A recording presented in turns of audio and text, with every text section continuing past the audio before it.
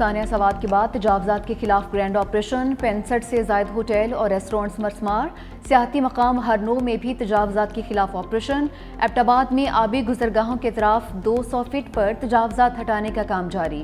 دوسری جانب ثانیہ سوات پر Peshawar high court میں سماعت، چیف جسٹس نے کمشنر ملکن، ہزارہ، کوہاٹ، ونو، ڈی آئی خان اور متعلقہ اضلاع کے ریجنل پولیس آفیسر کو طلب کر لیا۔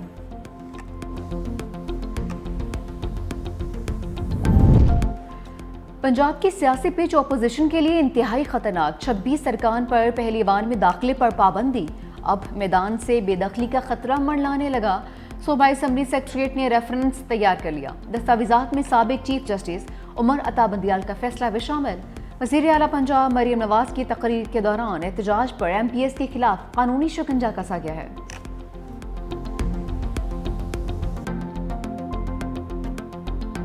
ہم سب خان صاحب ہی کے لیے تھے، یہ خان صاحب کی ووٹوں سے ہی ہم منتخب ہو کے یہاں آئے تھے، اور سب نے یہ ادا کیا کہ یہ ہمارا سم تن من دن خان صاحب ہی کے لیے ہے۔ ہمارا ذاتی اختلاف کوئی بھی نہیں ہے، ہم اس پارٹی میں یونائٹڈ ہے اور یونائٹڈ انشاءاللہ تعالیٰ رہیں گے۔ انشاءاللہ تعالیٰ اس کے لیے جو تحریک خان صاحب کریں گے ہم اس کو ایگزیکیوٹ کریں گے۔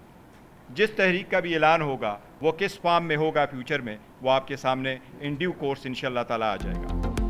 بانی تحریک انصاف کے حوالے سے جو فیصلہ کریں گے قبول ہوگا، chairman P T I barrister Gohar کا اعلان۔ پارٹی میں اختلافات کی خبروں کو مسترد کر دیا، کہا کسی کو تحریک دم اعتماد لانے کا شوق ہے تو پورا کرے، ہم سب متحد ہیں۔ سلمان اکرم راجہ نے کہا کہ 8 فروری نہیں بھولیں گے، بانی کی رہائی کے لیے جنگ جاری رہے گی۔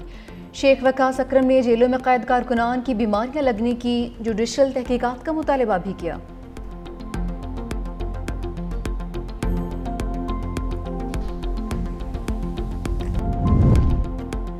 Year chief marshal Zaheer Ahmed Babar Sidhu کا دورہ امریکہ، امریکی فضائیہ کے chief of staff general David بلو ایلون اور سیکرٹری بائے بین الاقوامی امور کیلی ایلسبلٹ بھی ملاقات میں شامل تھیں۔ دو طرفہ عسکری تعاون، باہمی امور اور ٹیکنالوجی کے تبادلے پر اتفاق ہوا۔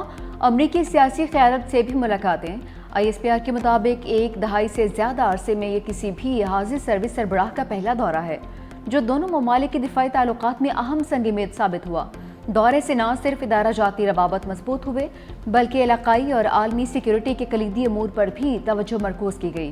ملاقاتیں اسٹیٹ ڈپارٹمنٹ، پینٹاگون اور کیپٹل ہل میں ہوئیں۔ وزیراعظم سے گورنر کے پی کی ملاقات، فیصل کریم کنڈی نے ثانیہ سوات پر بریفنگ دی۔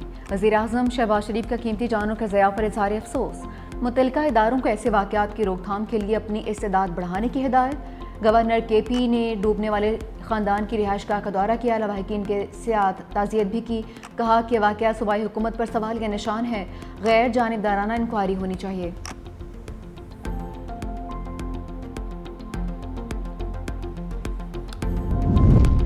بھارتی وزیر خارجہ جے شنکر نے پاکستان کے بڑے حملے کے خوف کی وجہ سے جنگ بندی پر رضامند ہونے کا اعتراف کر لیا۔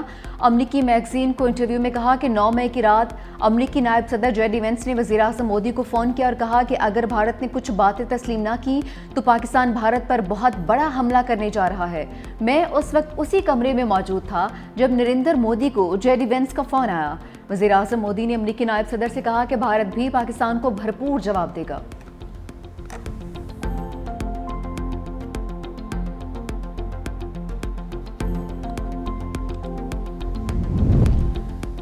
جھوٹے بھارت اور چالاک مودی کا پروپیگنڈا پھر رافیل کی طرح منہ کے بل گر پڑا، سفارتی محاذ پر بھی بدترین شکست۔ حملے پر کواد ممالک نے بیانیہ منہ پر دے مارا، ہندوستان، امریکہ، جاپان اور آسٹریلیا کے وزرائے خارجہ کو قائل کرنے میں ناکام۔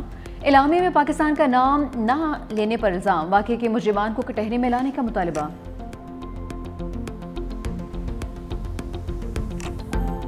حکمران اتحاد کو پھر 2/3 اکثریت مل گئی، بڑی عدالت کے فیصلے پر الیکشن کمیشن نے 76 مخصوص سیٹیں بحال کر دی۔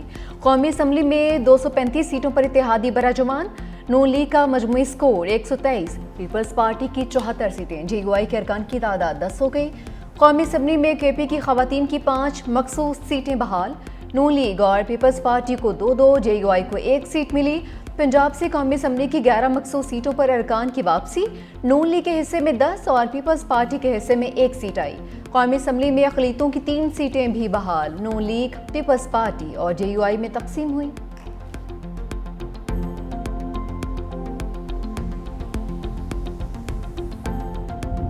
بلاول بھٹو کی گن گرج، گونج بھارت سے کابل تک سنائی دی، سرحد پار سے حملے قبول نہیں۔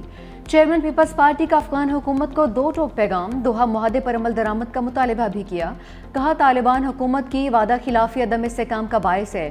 مودی حکومت کو امن کا راستہ چننے، کشمیر اور پانی پر بات چیت کا مشورہ۔ بولے سرنڈر کرنا پاکستان کی ڈکشنری میں شامل نہیں۔ دہشت گردی کے خاتمے کے لیے بھارت کے ساتھ مل کر کام کرنے کو تیار ہیں۔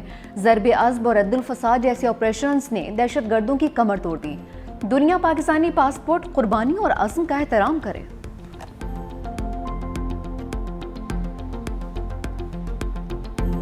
المیہ یہ ہے کہ جن پارٹیز نے الیکشن میں 20 سیٹیں جیتی تھیں، وہ PMLN ہو، پیپلز پارٹی ہو، ANP ہو، JUIF ہو، جن کو جنرل الیکشن میں 20 سیٹیں ملی ہیں انہیں ریزرو میں 32 مل گئی ہیں۔ مرکز کے اندر بھی پریشان ہونے کی ضرورت ہے ویسے، PTI کو نہیں گورنمنٹ کو، رولنگ پارٹی کو، کہ شاید جو کوئی اتحادی ہے وہ مین سیٹ پہ نہ چلا جائے۔ پہلے ہماری باری تھی پریشان ہونے کی نا، ٹھیک ہے، ہم تو ہو آئے ہیں 3 سال، یہاں تک پہنچ گئے ہیں۔ یہ جو 3 سال سے بیٹھے ہیں یہ اپنی طبی عمر پوری کر چکے ہوئے ہیں، ٹھیک ہے، اب ان کی باری ہے، یہ دیکھیں کہ ان کے اندر سے کیا ہونے والا ہے۔ سربراہ سنی اتحاد کونسل حامد رضا نے مرکز میں تبدیلی کا اشارہ دے دیا۔ 365 نیوز کے پروگرام گراؤنڈ زیرو میں دعویٰ کیا کہ اب مرکزی حکومت اپنی خیر منائے، آنے والے چند ہفتوں میں کوئی حکومتی اتحادی دائیں بائیں بھی ہو سکتا ہے۔ بولے PTI کی پریشانی کا وقت اب ختم ہو چکا، گھبرانے کی باری حکومت کی ہے۔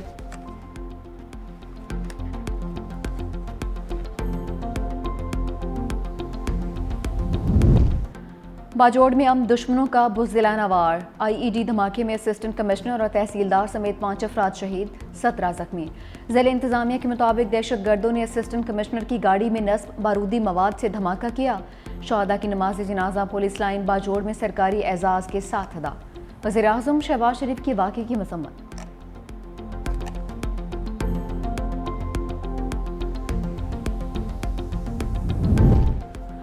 امریکہ کا پاکستان کے معدنیات سیکٹر میں سرمایہ کاری پر آمادگی کا اظہار، امریکی سرمایہ کاری 500 ملین سے 1 ارب ڈالرز تک ہونے کا امکان۔ واشنگٹن میں پاکستانی وفد اور ٹرمپ انتظامیہ کے درمیان مذاکرات جاری، پاکستان کی امریکہ کے ساتھ تجارتی حجم بڑھانے کے لیے تجاویز۔ سفارتی ذرائع کے مطابق پاکستان اور ٹرمپ انتظامیہ کے درمیان نیا تجارتی معاہدہ نئے تعلق کی بنیاد رکھے گا۔ پاکستان امریکہ میں پاکستانی ٹیکسٹائل انڈسٹری کو مزید فروغ دینے کا خواہش مند ہے۔ امریکی سرمایہ کاروں کو مختلف شعبوں میں سرمایہ کاری کی دعوت، ٹرمپ انتظامیہ کی پاکستان کے ٹیک سیکٹر میں بھی سرمایہ کاری کرنے میں دلچسپی۔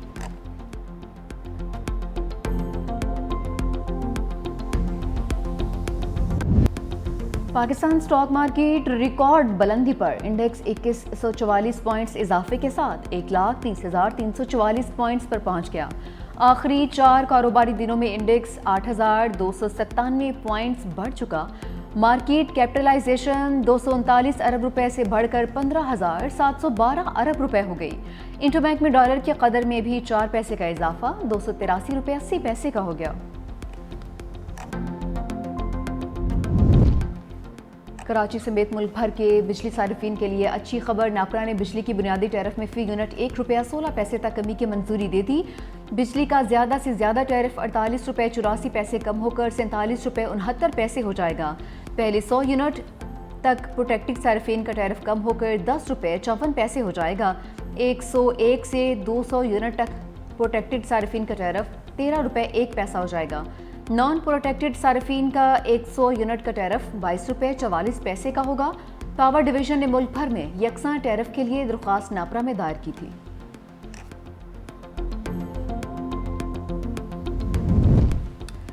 وزیر اعظم شہباز شریف سے پاکستان میں سعودی سفیر نواف بن سعید المالکی کی ملاقات، وزیر اعظم کا خادم حرمین شریفین شاہ سلمان اور سعودی ولی عہد شہزادہ محمد بن سلمان کے لیے پرخلوص جذبات کا اظہار۔ وزیر اعظم نے مشرق وسطیٰ میں امن کے لیے سعودی عرب کی کوششوں کی تعریف کی، پاکستان اور بھارت میں جنگ بندی کے لیے مفاہمت پر بھی سعودی عرب کے کردار کو سراہا۔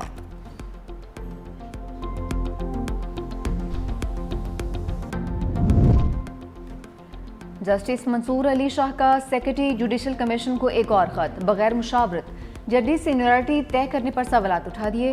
لکھا آرٹیکل 200 کے تحت صدر مملکت سینیورٹی طے کرنے سے پہلے چیف جسٹس سے مشاورت کے پابند تھے. صدر مملکت نے جلد بازی میں خود ہی سینیورٹی طے کی تھی. معاملہ انٹرا کورٹ اپیل میں بھی زیر التوا ہے.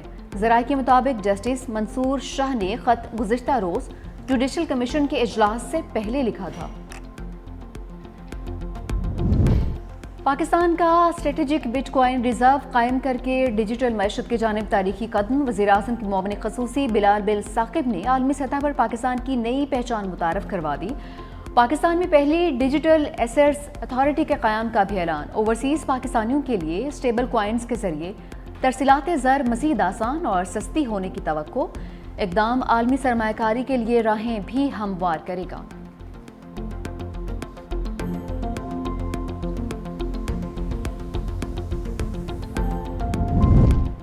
مودی سرکار مسلمانوں سے مذہبی آزادی چھیننے پر تل گئی. ممبئی میں لاؤڈ سپیکر پر اذان دینے پر پابندی لگا دی. بھارتی میڈیا کے مطابق شہر بھر کی مساجد اور دیگر مذہبی مقامات سے 1500 سے زائد سپیکرز ہٹا دیے گئے. مسلمانوں کو صرف مذہبی تہواروں کے دوران ہی لاؤڈ سپیکر استعمال کرنے کی محدود اجازت دی جائے گی.